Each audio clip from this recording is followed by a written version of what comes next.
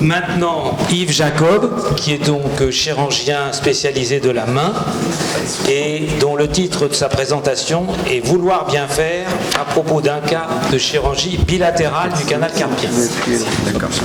Très bien, je vous remercie, Monsieur le Président, Monsieur le Secrétaire Général, Mesdames et Messieurs les académiciens. Tout d'abord, je voudrais remercier Jean-François Mercier de m'avoir donné l'occasion de parler à cette tribune. Alors, il m'a demandé de choisir, dans mon expérience d'expert, une expertise emblématique. J'ai choisi, non pas un cas particulièrement difficile, mais au contraire très ordinaire, pour lequel je n'ai pas été expert, mais que j'ai eu à connaître de près. Alors, il s'agit en fait de l'histoire d'un homme de 52 ans, ouvrier communal, qui habitait dans le nord du département de la Moselle, qui a été envoyé par son médecin traitant pour un syndrome du canal carpien. Sa consultation était accompagnée d'un courrier qui mentionnait qu'il était atteint d'un syndrome du canal carpien au niveau de la main gauche, pour lequel le praticien souhaitait l'intervention. Ce qui est important, c'est qu'était accompagné également de ce courrier un examen électromyographique qui pour nous est déterminant. Et cet examen électromyographique montrait qu'il y avait des signes cliniques des paresthésies distales au niveau des deux membres supérieurs, et cela depuis quelques années. Il montrait également qu'un premier bilan électromyographique avait déjà été réalisé auparavant, 2 ans avant, qui montrait déjà qu'il y avait une compression bilatérale. Et l'examen nous montrait plus en détail quelle était l'importance de cette compression qui prédominait indiscutablement au niveau de la main gauche, mais qui existait aussi au niveau de la main droite. La consultation s'est faite de façon très ordinaire. On bénéficie d'un dossier clinique qui est très précis et qui montre que le patient a été examiné des deux côtés, qu'on a retrouvé des signes cliniques des deux côtés, mais qu'effectivement il se plaignait davantage de sa main gauche.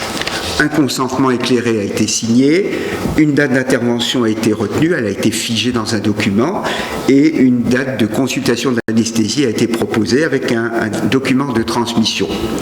Et le chirurgien a adressé au médecin traitant un courrier qui expliquait qu'il était face à un patient qui présentait bien un syndrome du canal carpien bilatéral et qu'il allait intervenir prochainement sans préciser de quel côté. Et un document, et ce document est important dans notre histoire, a été transmis par le chirurgien qui indiquait qu'il s'agissait d'un canal carpien au niveau de la main gauche et donc qui validait la consultation. Le patient s'est présenté à la date convenue au service ambulatoire, il a été pris en charge par le personnel.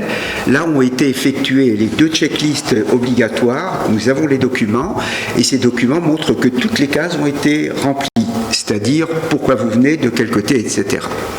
Le patient a été installé dans un box ambulatoire, il a été préparé par l'infirmière. Préparé par l'infirmière, ça voulait dire dans ce cas-là qu'on avait libéré le bras sur lequel on allait réaliser l'anesthésie loco-régionale et mis une perfusion de l'autre côté. Il a été pris en charge par l'anesthésiste, qui n'était pas le même qu'il avait vu à la consultation, avec une feuille de transmission de son collègue, et le bloc plexique a été réalisé. Le patient, une fois son bras endormi, a été introduit en salle d'opération. Les dossiers cliniques témoignent d'une 3e checklist qui a été dûment et complètement remplie. On a mis en place un garrot du côté de l'intervention. L'intervention, encore une fois, devait se pratiquer sur un patient qui était conscient et réveillé. Le chirurgien a expliqué qu'il n'opérait pas, et on en a eu les éléments, qu'il n'opérait pas un patient sans avoir le dossier clinique, qui était un dossier informatique présent. Donc il a vérifié l'objet de l'intervention, et nous a-t-il dit, il y a eu un échange, comme il le fait toujours avec le patient lorsqu'il est rentré en salle d'opération. Et l'intervention dans cette salle a été effectuée sous suivi vidéo. Le patient a pu suivre son intervention. Et pour le coup, le patient a été opéré du côté droit.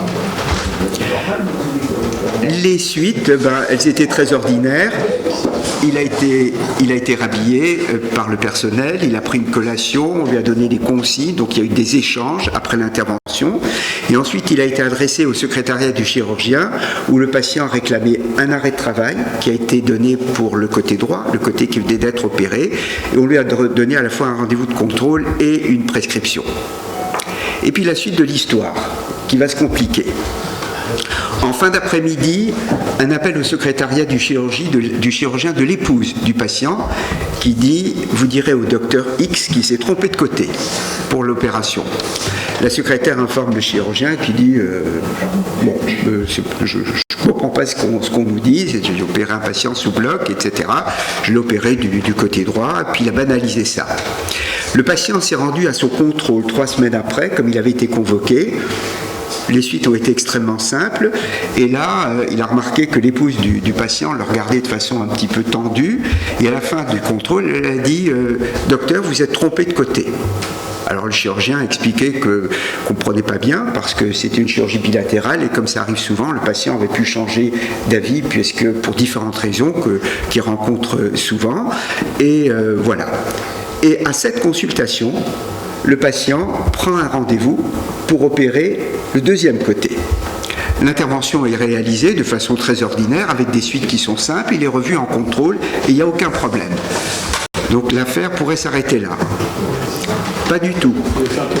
Quelques temps après, le chirurgien reçoit une lettre de l'assurance qui le met en demeure de donner les coordonnées de son assurance parce qu'il a commis une erreur et qu'il s'est trompé de côté.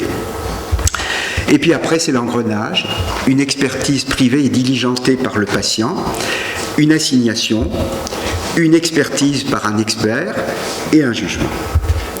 Alors, l'expertise privée, qu'est-ce qu'elle dit ? Elle dit déjà qu'il y a un manquement caractérisé par erreur de côté. Le rapport d'expertise, l'expert dit que c'est sur cette indication opératoire et après avoir reçu une information adéquate que M. C signe son consentement éclairé en vue d'une intervention prévue du côté gauche, côté confirmé également lors de la consultation pré-anesthésique. Elle dit aussi que M. C est entré pour être opéré d'un canal carpien du côté gauche et qu'il sera opéré à droite. Et il dit que c'est un risque d'événement indésirable connu mais heureusement rare et qu'il s'agit d'une erreur de côté qui est la conséquence d'un manquement aux règles de l'art car le consentement éclairé signé préalablement prévoyait le côté gauche.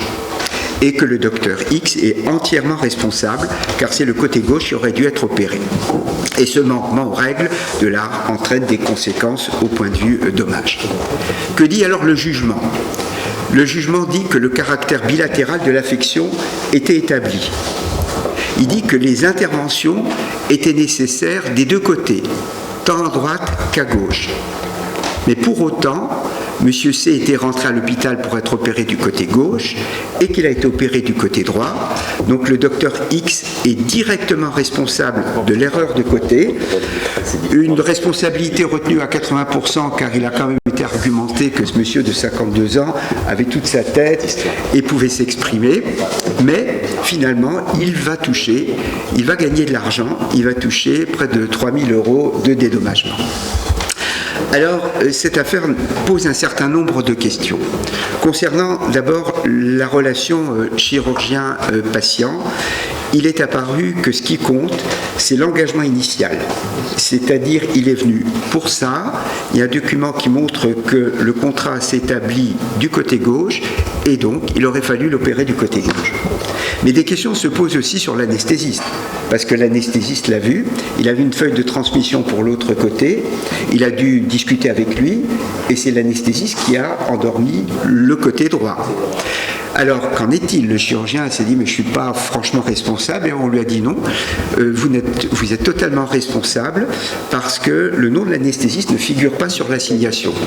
Et si vous voulez qu'on étudie sa responsabilité, il faut que vous, chirurgien, assigniez votre anesthésiste. Alors que ce n'est pas vrai dans l'autre sens. C'est-à-dire, s'il y a un problème concernant un problème avec l'anesthésiste, le chirurgien est le plus souvent retenu comme co-responsable. Et troisièmement, on peut s'interroger sur la responsabilité du patient. Quand même, il y a eu un certain nombre d'étapes sur lesquelles il aurait pu expliquer qu'il venait de l'autre côté et qu'il s'est laissé opérer de ce côté-là. Il n'était pas endormi.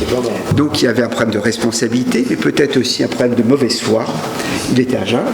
Et peut-être aussi un problème de malhonnêteté. Et enfin, il faut s'interroger sur les expertises qui ont été réalisées, sur la force, la validité et l'indépendance des expertises privées qui sont souvent demandées et dont les magistrats ne tiennent pas forcément compte, mais qui sont quand même incitatives. Et puis sur la qualité de l'expert, qui n'était peut-être pas très au fait de la manière dont les choses se passent. Et là, il y a une question qu'on pose souvent, notamment à la Cour de cassation aux magistrats, sur le fait que la nomenclature des experts ne correspond pas forcément aux hyperspécialités et mériterait peut-être d'être revue. Et je pense qu'il se pose surtout un problème d'éthique pour nous chirurgiens, parce que, fort de ça, quelle aurait dû être notre position ? C'est-à-dire, notre rôle est quand même de rendre service avant tout et de ne pas nuire au patient. On vous livre, entre guillemets, un patient avec un bras endormi du mauvais côté, que le chirurgien ait vérifié ou pas. En tous les cas, s'il n'avait pas voulu être tenu pour responsable, il aurait dû dire « moi je n'opère pas parce que ce n'est pas ça qui était marqué sur le bon de transmission ». Donc vous revenez le lendemain et on vous endormira de l'autre côté. Ou alors, comme l'indication était bilatérale, il joue son rôle de chirurgien, il prend ses responsabilités et il décide d'opérer de ce côté-là. Et je pense qu'il y a une certaine noblesse, à la fois pour le chirurgien et pour l'expert, d'apprécier ce genre de situation et non pas de juger simplement sur le plan mécanique et ordinal. Mais en tous les cas, nous en avons tiré en chirurgie de la main une conclusion, parce que nous sommes souvent confrontés à ce genre de situation, c'est-à-dire qu'il faut s'en tenir strictement à ce qui a été dit sur le document préopératoire, enfin de la consultation, ne jamais changer de côté. C'est une situation fréquente où un patient, le jour de l'opération, dit « il faudra opérer les deux, mais finalement j'ai un peu peur que vous commenciez par cette main où j'ai plus mal de l'autre côté ». Il faut refuser. Et puis souvent, on nous demande de rajouter un petit geste, un doigt reçu, un kyste synovial. Eh bien, il faut le refuser. On rend des services, mais il faut demander au patient de revenir une deuxième fois pour une deuxième intervention. Très bien. Je vous remercie. Bravo.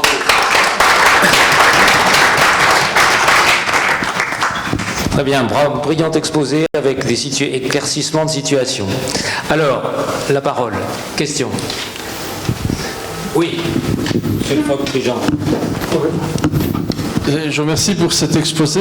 Je n'ai pas tout à fait suivi les conclusions qui me paraissent extrêmement rigides par rapport au rôle classique du médecin et du chirurgien en particulier. Mais par exemple, les interventions de cataracte, c'est presque toujours bilatéral. Alors, qu'est-ce qui se passe? Est-ce que vous en avez l'expérience?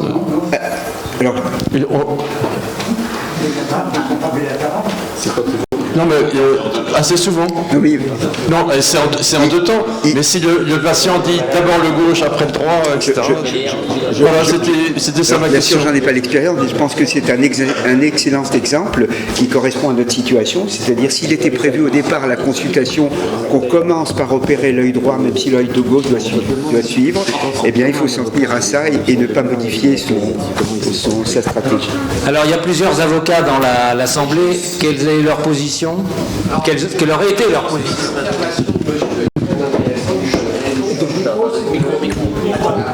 La position de la jurisprudence est un peu radicale. Des dommages d'intérêt, c'est le préjudice moral qui est réparé, là, j'imagine rien d'autre.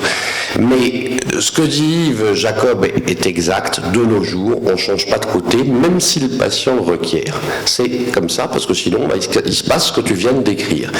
Et ça montre bien la perversion du mécanisme intellectuel de notre société. Tout ce droit a été fait pour protéger les patients. Et in fine, ça leur enlève une part de liberté parce qu'on va refuser qu'ils changent d'idée sur le premier côté opéré. Et que c'est eux qui vont être les victimes, en fait, d'une rigueur juridique qui doit être la nôtre. Alors si je peux me permettre de rajouter quelque chose, la situation s'est bien évidemment représentée pour chacun d'entre nous depuis. On a beaucoup de mal à refuser un patient si effectivement il y a un doigt ressaut à le faire en même temps. Et notre pratique, elle est avant l'anesthésie, lorsque le patient le demande, et qui rajoute sur le consentement éclairé un mot manuscrit en disant « ce jour, j'ai demandé à », etc. Et c'est signé à la fois par le patient et l'infirmière qui a fait remplir le patient. Mais il faut une trace écrite. Madame Blanchet, ça vous est possible de donner votre avis sur un cas de ce genre? Qu'est-ce que vous en pensez?